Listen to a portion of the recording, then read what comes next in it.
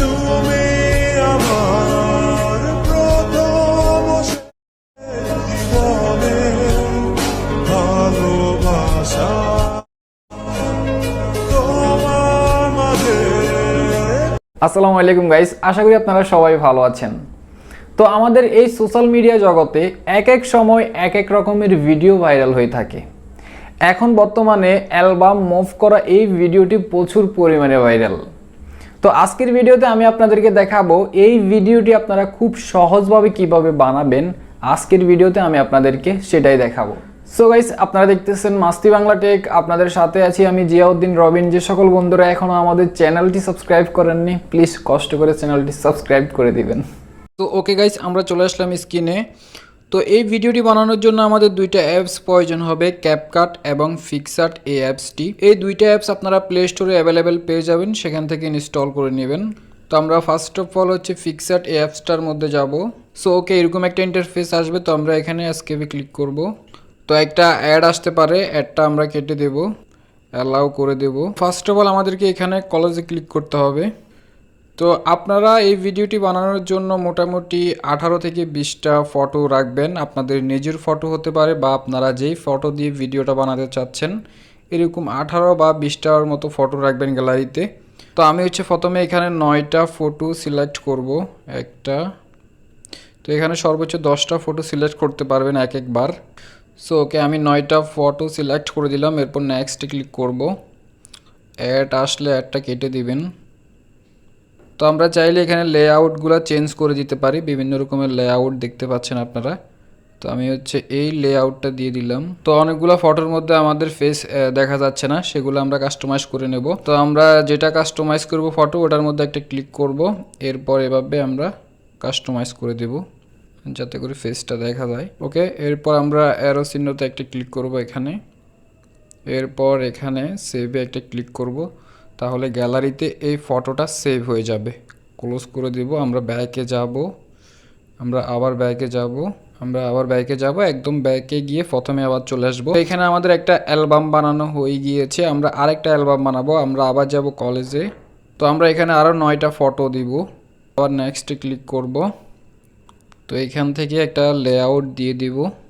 আমরা আবার অ্যারো চিহ্নতে একটা ক্লিক করব। এরপর আবার এখানে সেভ বাটনে একটা ক্লিক করব, ফটোটা গ্যালারিতে সেভ হয়ে যাবে। ওকে, আমাদের দুইটা অ্যালবাম বানানো শেষ। আমরা একদম প্রথমে চলে যাব আবার।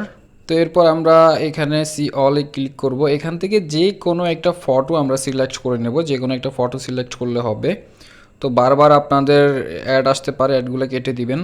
তো আমি একটা ব্ল্যাক ফটো নিয়ে নিলাম। এরপর হচ্ছে আমরা এখানে অ্যাড ফটোতে ক্লিক করব। একটু এদিকে আসলে দেখতে পারবো অ্যাড ফটো, এখানে ক্লিক করব।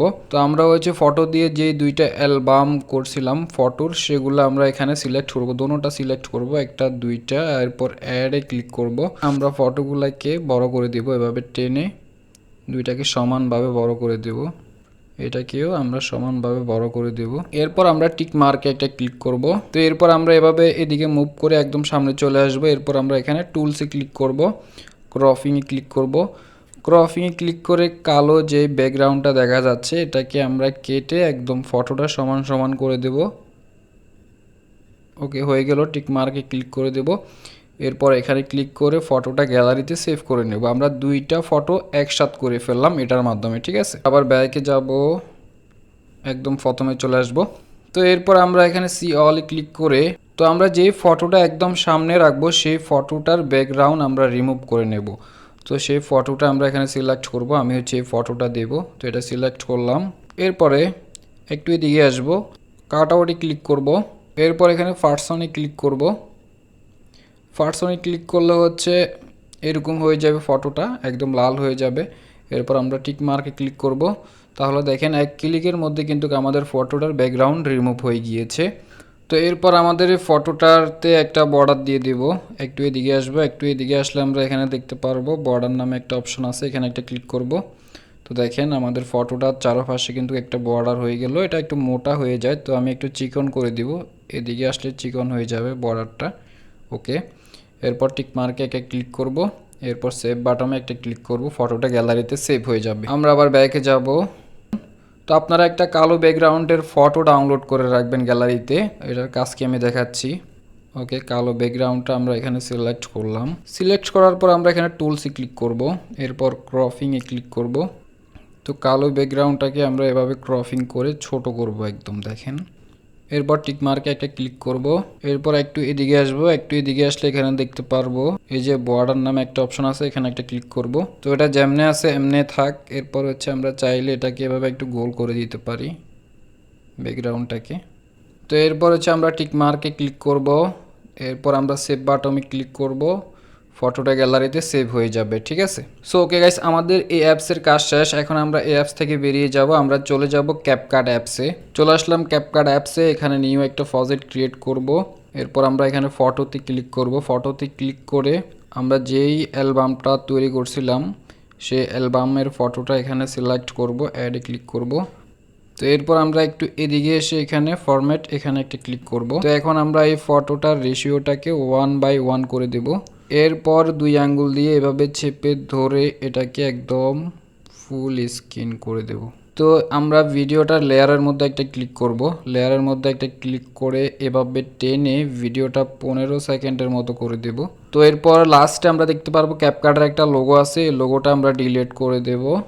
এখন আমরা ফটোটার লেয়ারের মধ্যে একটা ক্লিক করব। তো ফটোটিকে আমরা এভাবে একটু এদিকে নিয়ে আসবো, এখানে বরাবর করে দেব, ঠিক আছে। তো অবশ্যই আমাদের ফটোর লেয়ারটা সিলেক্ট করা থাকতে হবে। এরপর হচ্ছে আমরা এখানে একটা ক্লিক করব, এখানে একটা ক্লিক করে আমরা এভাবে একদম লাস্টে চলে আসব। এই যে ফটোটার লাস্টে এতটুকু পর্যন্ত চলে আসব।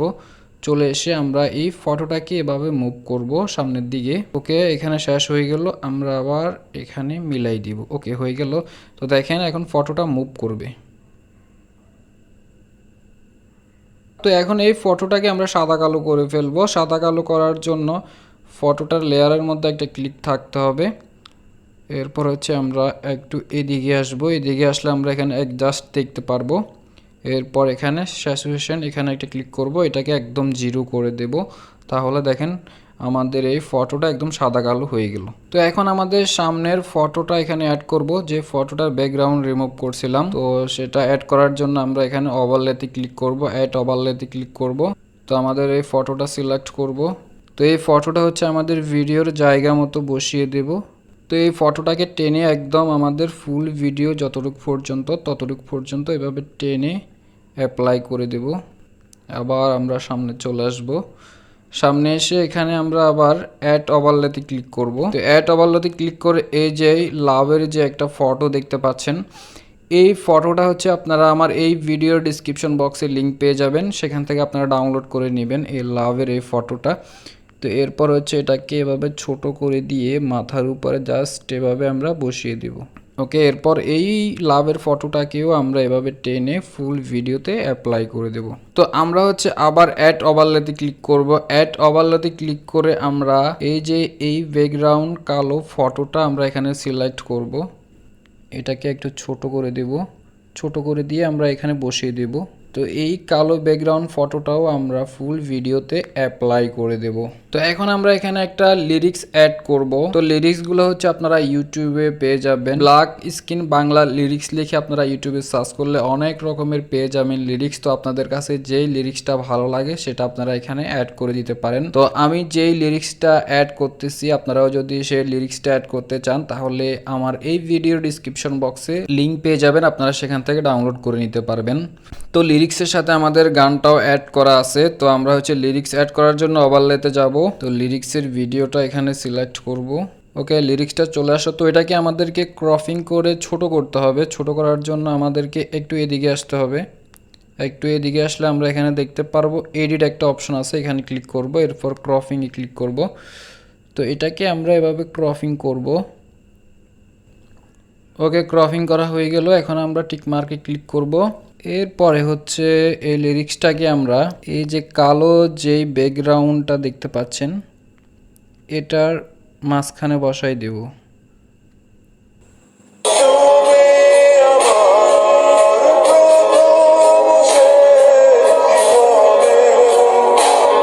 তো গাইস, আমাদের ভিডিও বানানো কমপ্লিট হয়ে গেল।